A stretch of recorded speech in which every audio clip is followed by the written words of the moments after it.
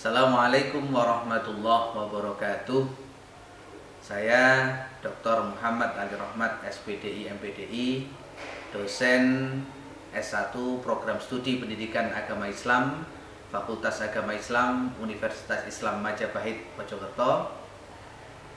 Video ini nanti sebagai persyaratan sertifikasi dosen tahun 2025. Selamat menyaksikan.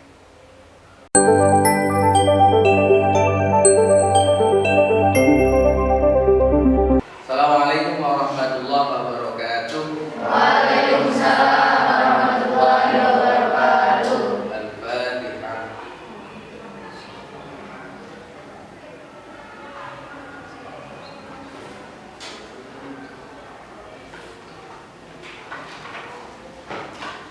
Oke, sebelum masuk ke materi perkuliahan pertemuan ketiga kita, saya absen terlebih dahulu ya.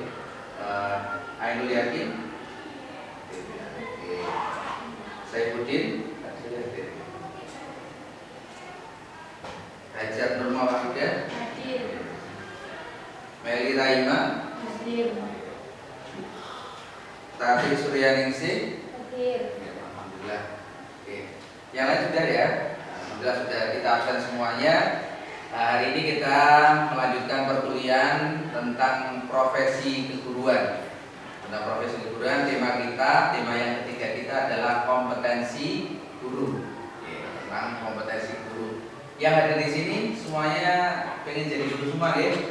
Ya, ini terbukti kalau kuliah di Prodi Pendidikan Agama Islam. Jadi berarti semuanya ingin jadi guru. Oke. Seperti biasa, kesepakatan kelas kita. Mohon kalau saya ngomong tidak ada yang ikut ngomong. Kalau ada yang ngomong kita dengarkan bersama-sama. Sepakat? Alhamdulillah. Ngomong hari ini wajahnya cerah semuanya ini. Sudah sarapan semua sepertinya ya. Ya, alhamdulillah. Jadi usahakan sarapan dulu sebelum pergi ke kampus. Mahasiswa yang sangat berbahagia dan sangat kami sayangi, coba perhatikan. Jenengan dulu pernah sekolah betul? Mulai dari SD, SMP, SMA, terus sekarang di perguruan tinggi. Di kelas itu kan kadang itu ada kondisi yang sangat nyaman, gurunya menjelaskan dengan sangat jelas dan seluruh siswa paham. Pernah mengalami seperti itu? Nah, kadang sebaliknya, di kelas itu gak nyaman, ya, di kelas itu gak nyaman, guru menerangkan itu juga kita gak paham, nerangannya juga tidak enak dan lain sebagainya. Pernah seperti itu? Oke, ada yang pernah punya pengalaman? Pernah ya Mbak? Dulu di kelas apa dulu pernah seperti itu? Waktu itu Di MDS gimana ceritanya? ya ada beberapa guru yang ketika ngajar itu kita memang bisa menyerap apa yang disampaikan. Tapi ada beberapa guru yang kayak menjelaskan itu kita jadi nggak paham apa yang dijelaskan. Gitu ya. Oke, ada yang lain yang mau bercerita? Oke, iya Mbak. Bagus. Ya, silakan. Punya pengalaman yang nyaman atau tidak nyaman? Yang nyaman. Oh, yang nyaman. Gimana? Gurunya punya metode yang bagus dan variatif sehingga kita bisa paham terus nggak bosan dengan materinya. Oke, tepuk tangan untuk kita semuanya.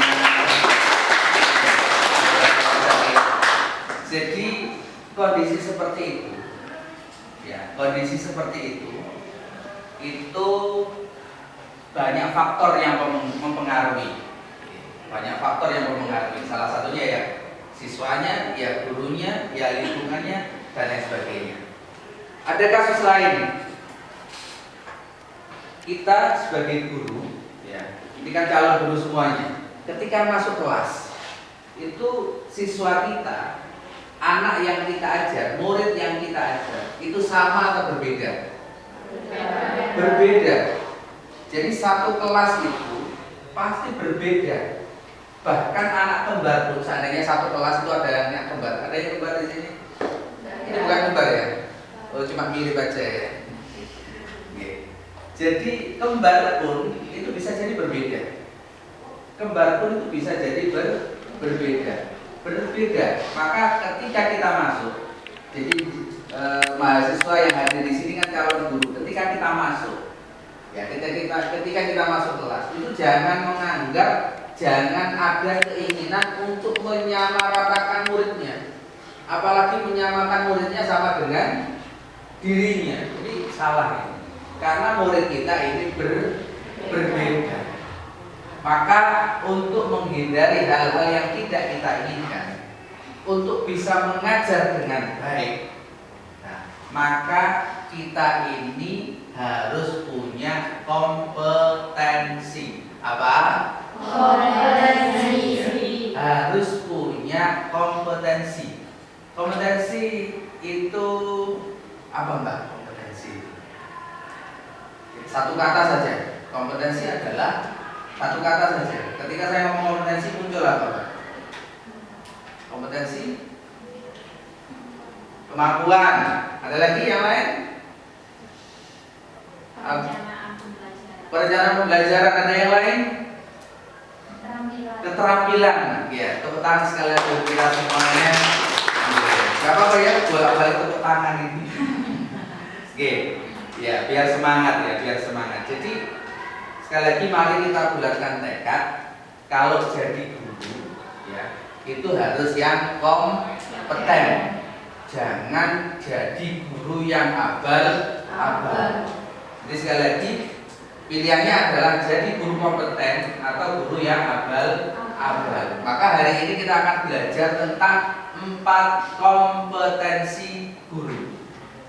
Sekali lagi 4 kompetensi guru. Sebelum ke sana kita harus satu visi misi dulu. Oke. Kita harus yang hadir di sini harus satu visi misi dulu. Ya. Kira-kira kita siap belajar atau tidak? Siap belajar atau tidak? Siap. Kalau siap, kita masuk ke materi 4 kompetensi guru. Ya. Jadi 4 kompetensi guru. Jadi dalam Undang-Undang Nomor 14 Tahun 2005 tentang guru dan dosen itu ada 4 kompetensi guru. Yang pertama adalah kompetensi pedagogi. Yang kedua kompetensi kepribadian. Yang ketiga kompetensi sosial. Yang keempat kompetensi profesional. Hafal semuanya? Oh, karena ada ini. Nah, tapi saya yakin kalau mahasiswa Fakultas Agama Islam, Prodi Pendidikan Agama Islam, kalau 4 hal ini ya hafal kabeh, hafal semuanya. Alhamdulillah. Kompetensi itu apa sih? Kompetensi itu adalah seperangkat pengetahuan. Seperangkat, bukan satu perangkat saja. Jadi kalau misalnya nanti dengan itu, ya saya nikahkan dan saya kawinkan dengan mas kawin seperangkat alat sholat misalnya, seperangkat. Jangan mau baru sajadannya saja. Yo sak gue, terus sak ikete, dan lain sebagainya. Seperangkat. Ya, jadi kompetensi itu seperangkat. Seperangkat ya harus lengkap, harus komplit. Nah, harus komplit.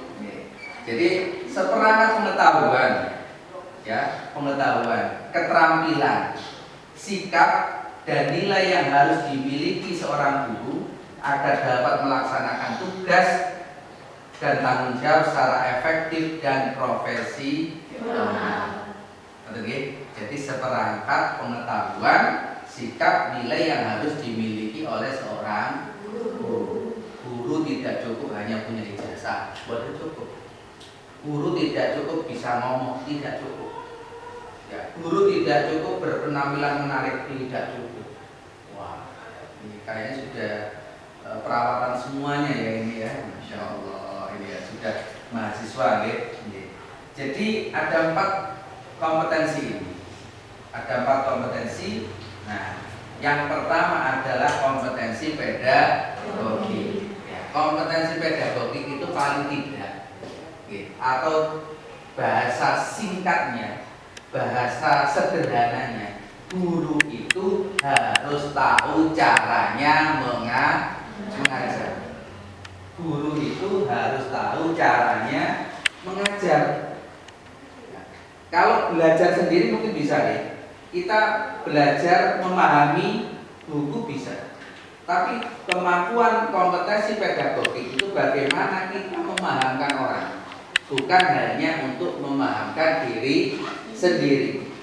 Jadi harus bisa memahamkan orang lain, tidak cukup untuk memahamkan diri sendiri. Lah, kebetulan ini di gambar ini yang masih fresh, masih hangat. Nah, ini adalah pembelajaran mendalam. Ya, hari ini ya, jadi dari Kementerian Pendidikan ini mencanangkan satu program pendekatan mendalam, pembelajaran mendalam.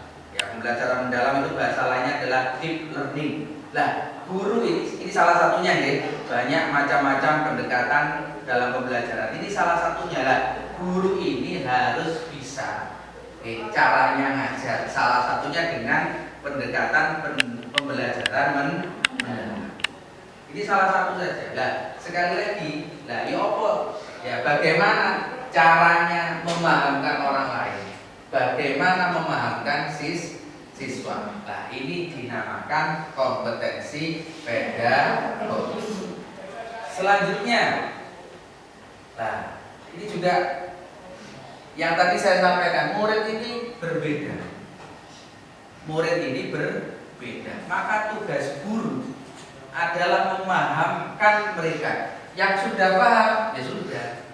Ya, mungkin ada pengayaan saja. Yang belum paham, ya yang belum paham sedikit dikasih materi, ya sedikit saja. Yang belum banyak dikasih materi lebih banyak. Sehingga mereka sama-sama memahami, mengetahui apa yang akan kita sampaikan. Jadi seperti ini. Ya, murid kita berbeda. Jangan sampai itu disamaratakan, nggak boleh. Ya, jadi harus ada perlakuan khusus. Ya, ini dulu yang namanya pembelajaran berdiferensiasi. Menganggap murid kita kan berbeda-beda, maka kita perlakuannya juga harus berbeda-beda. Yang kedua, kompetensi kepribadian.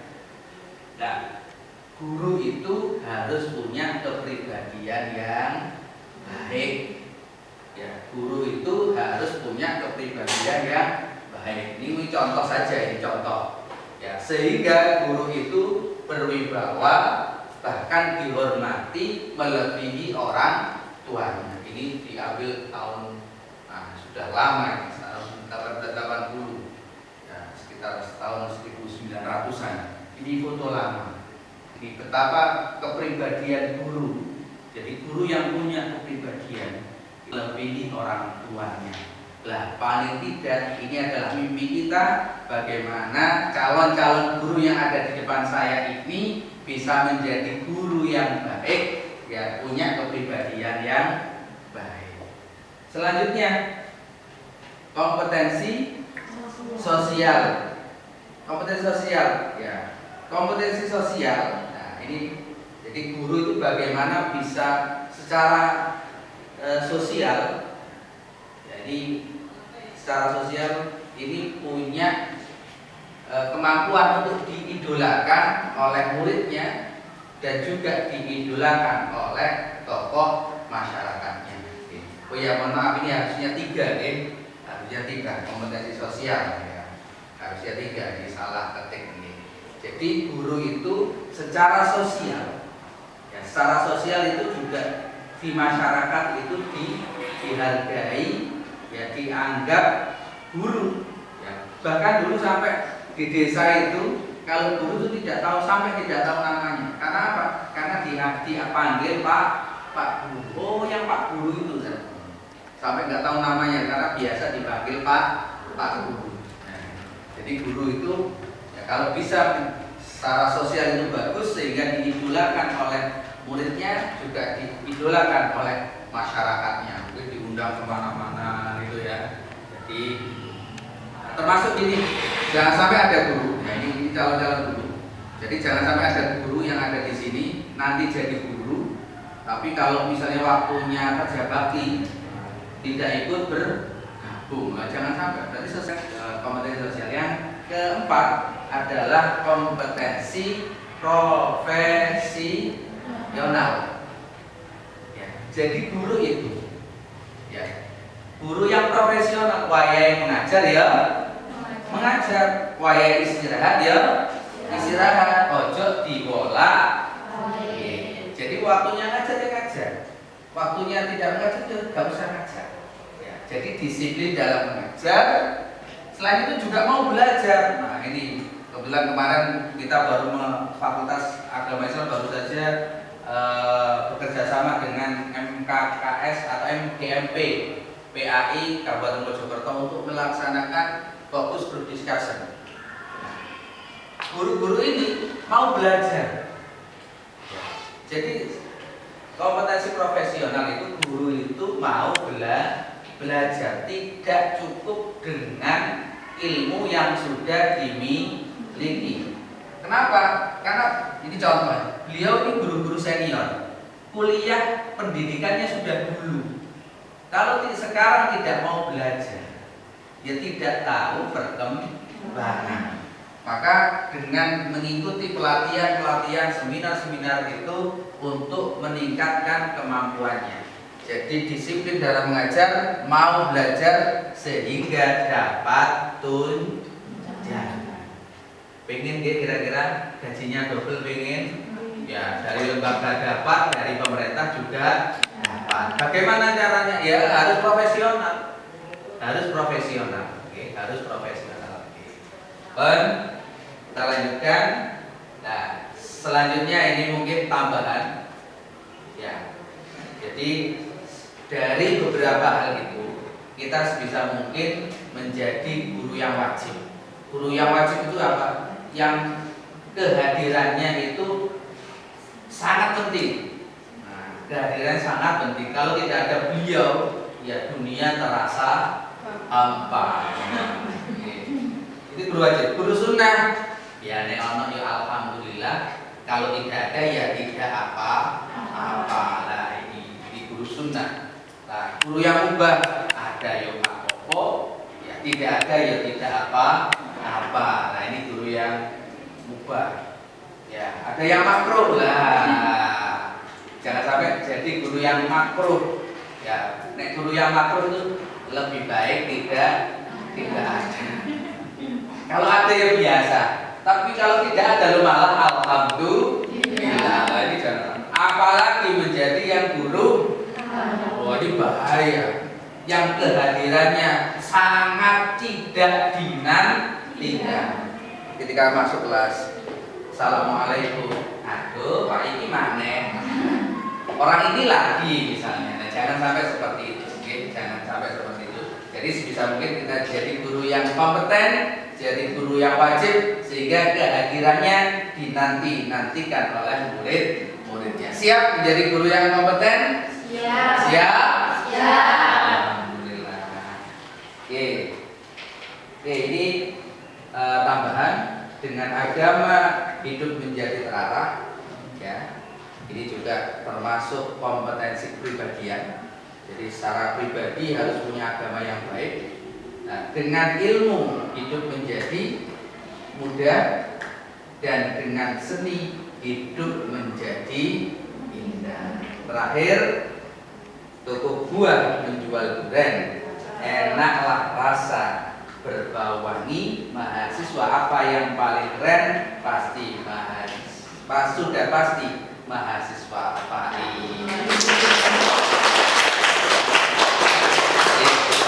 Oke, setelah materi tadi sudah saya sampaikan semuanya, pasti timbul pertanyaan. Oke.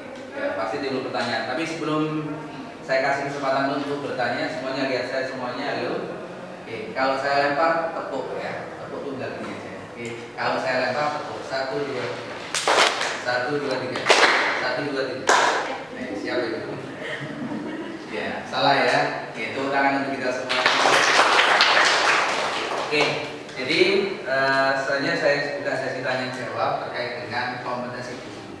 Oke, silakan yang mau bertanya siapa? Oke. Silakan Mas. Saya mau bertanya tentang kompetensi profesional. Yang saya tanyakan adalah apakah ada hubungan antara perhatian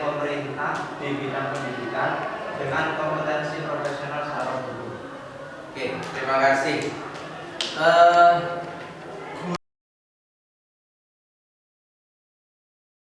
Satu perhatian pemerintah. Jadi kalau ada guru profesional sudah mengikuti seluruh tahapan, seluruh kewajibannya, maka berhak mendapatkan tunjangan. Harapannya adalah dengan dia profesional, dengan dia dikasih tunjangan, harapannya kinerjanya semakin naik. Kalau sudah profesional, sudah dikasih tunjangan, kok kinerjanya turun, berarti ada sesuatu yang salah. Nah, dan semoga itu tidak terjadi kepada kita semuanya. Dan semoga nanti semuanya lulus tepat waktu, dan langsung diterima di lembaga-lembaga pendidikan, dan juga bisa segera menjadi guru profesional dan mendapatkan tunjangan. Amin ya rabbal alamin. Ya, harapannya dengan dikasih tunjangan kinerjanya meningkat, tidak menurun. Seperti itu. Ada lagi? Oke, silakan Pak. Iya Pak, saya mau tanya tentang kompetensi pedagogik ya Pak. Ya. Bagaimana hubungan antara kompetensi pedagogik dan keberhasilan proses pembelajaran? Oke, hubungan antara kompetensi pedagogik dengan kesuksesan kegiatan pembelajaran. Coba kita cek dari 4 kompetensi ini. Ya, ini kompetensi pedagogik ini mungkin satu-satunya yang ada hubungannya dengan kegiatan di dalam kelas. Kalau dihubungkan ya semuanya pasti ada hubungannya. Tapi yang paling dominan ya itu adalah yang kompetensi nomor 1. Ini sangat identik dengan pembelajaran. Maka kalau kompetensi pedagogiknya bagus, maka kemungkinan besar pembelajaran di kelas juga akan sukses. Karena gurunya bisa ngajar. Ya, karena gurunya bisa ngajar. Karena ada satu pendapat tokoh yang mengatakan tidak ada anak bodoh. Tidak ada anak bodoh. Yang ada adalah anak yang belum bertemu dengan guru yang mengajar dengan baik, dengan cara yang tepat.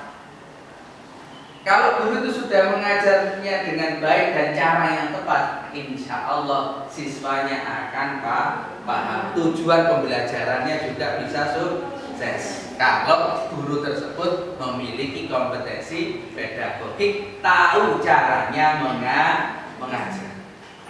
Itu kompetensi pedagogik.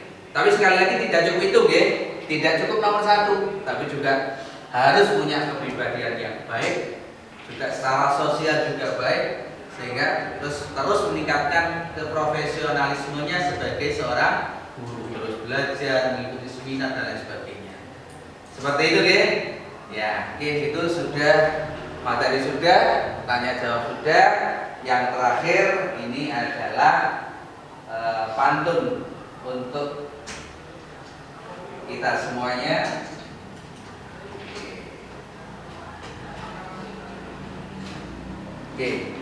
Toko buah menjual durian, enaklah rasa, berbau wangi. Mahasiswa apa yang paling keren? Sudah pasti mahasiswa Fahri.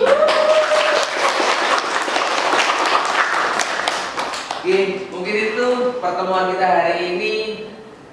Tidak terasa ya, waktu berlalu begitu cepat. Sampai bertemu minggu depan. Jangan lupa tugasnya diselesaikan. Minggu depan waktunya presentasi. Siap ya? Siap. Oke, terima kasih. Dan kita minggu depan akan diskusi banyak tentang bagaimana mata kuliah profesi guru ini membahas materi-materi yang terkait dengan seorang guru yang baik, sehingga nanti mahasiswa yang lulus dari sini menjadi guru yang baik dan diterima oleh masyarakat. Amin. Amin ya rabbal alamin. Itu saja dari saya, dari awal hingga akhir. Apabila ada hal-hal yang kurang berkenan, saya mohon maaf yang sebesar-besarnya. Akhirul kalam, wallahul muwaffiq ila aqwamit thoriq. Assalamualaikum warahmatullahi wabarakatuh.